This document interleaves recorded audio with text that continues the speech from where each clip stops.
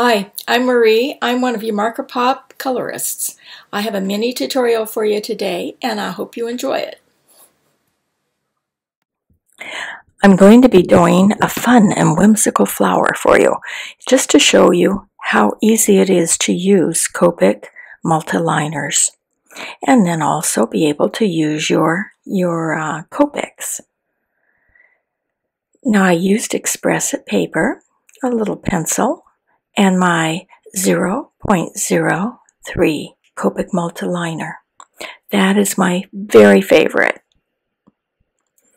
Now you can just lightly try to sketch, like you can see I have, very lightly, just a whimsical little flower. You do not need to be an artist of any kind. It's just something fun, something that will make a cute card, and something that you can just play with and get really familiar with Copics and their little multiliners. I will keep my lines very light because I will need to erase prior to using my Copic sketch markers. Just something fun and easy shape. Now I'm taking my Copic Multiliner and I'm just kind of going over it. It does not need to be exact because we're going to be just doodling on the image. It isn't really Zentangle, doesn't follow kind of some of the basics of Zentangle, but it's similar. We might even do a little Zentangle, actual Zentangle image later at some future date. But for right now, we're going to do one that's just a fun doodling technique. And again, it's something anyone can do. It's just fun. It's relaxing. Something you can do while you're sitting and watching TV. It's fun for any time. Now the important thing is just to relax and just begin to doodle. Just having fun with your lines. They don't need to be exact.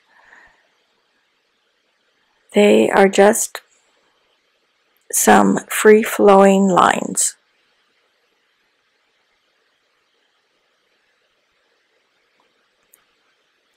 You can put circles, you can put squares, you can do anything you want. Just have fun with this part.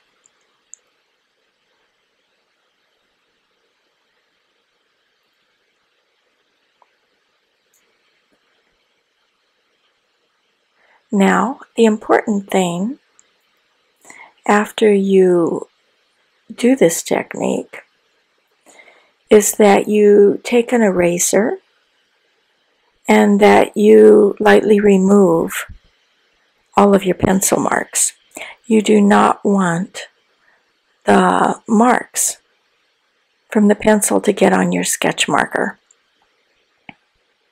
It's okay with the Copic Multiliner, but not the sketch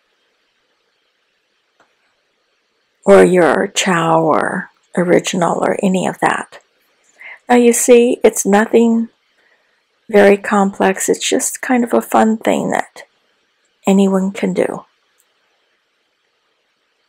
Just drawing a few little stamens out from my little whimsical flower.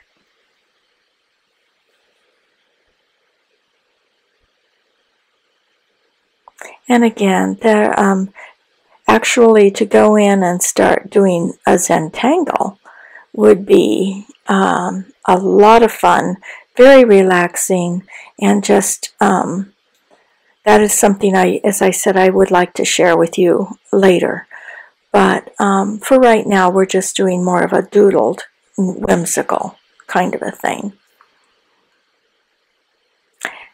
And you noticed I did erase my lines, so now I'm going to just take it and just begin doing some shading with your C2, just like you would any image that you would normally be shading that we've talked about in our previous videos.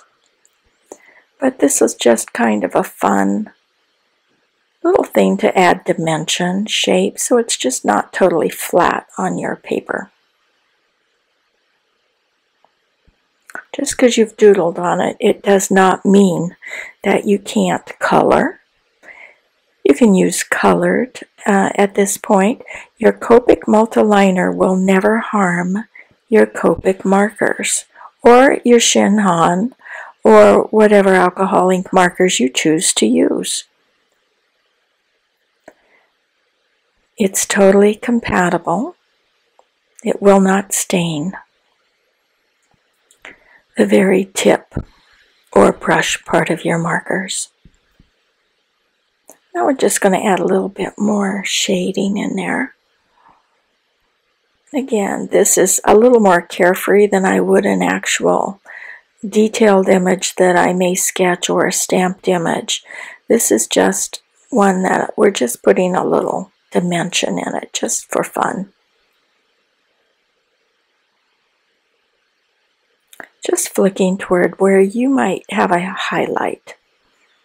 The outer edges are a little darker and the center kind of a leaf or petal is a little lighter, a little darker at the base, a little darker at the very tips, and a little more darkness or cast shadow where the upper leaf goes over the leaf on the side. So maybe a little darker. We'll go to a C5 now. Putting just a little more color in there.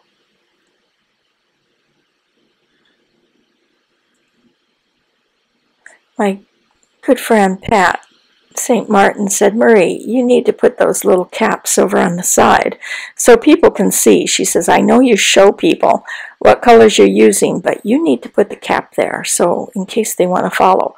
And I do, but as you see, I knock them over.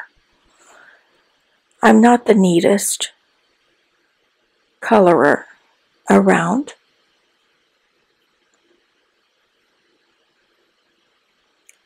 But I do have fun with it.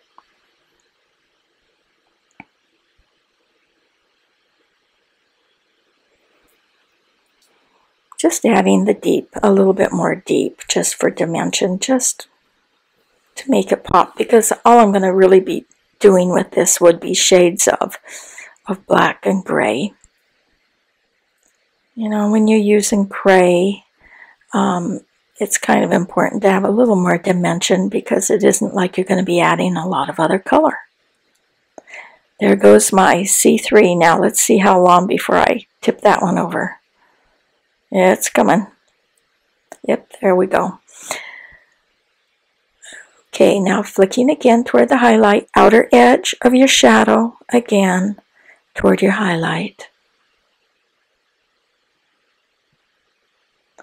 Very light touch. You do not need to press on your markers. This ink is so beautiful and will flow. Whether it's Shinhan or Copic, it will flow so smoothly and easily that you do not need to press hard. It's great for people with arthritis in their hands. Now we're going to blend out with a C3. If you have a lot of pain in your hands, the markers are large enough that you are comfortable with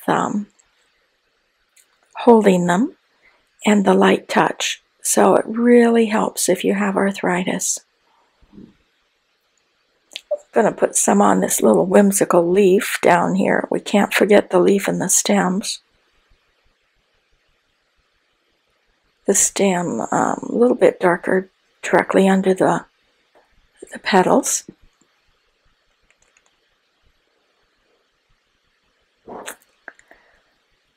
So now I'm thinking we want to put a little sentiment on here. And there's a thing called a light box. I've just put it underneath and turned it on. And I've put a grid line for calligraphy under here because I'm never very good at doing calligraphy without some actual grid lines. And so I'm going to take my marker here, and I think I'll just put thinking of you.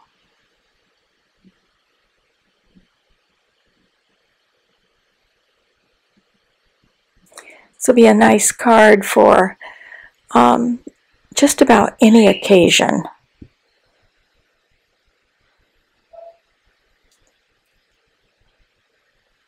I don't pull these calligraphy pens out nearly as much as I should, so I kind of am always a little bit rusty when I do pull them out. I really need to just use them more. Okay, thinking of you, and then we're going to just close the G and make a little bit of an embellishment, kind of like my little signature thing on my K there. And there you have it. I turned it into a little bit of a card. Oh, before, I wanted to say that we also, for the stamen and those little dots on the top, you can add your enamel accents. And I did this in black, but you'll want to wait till your card is finished.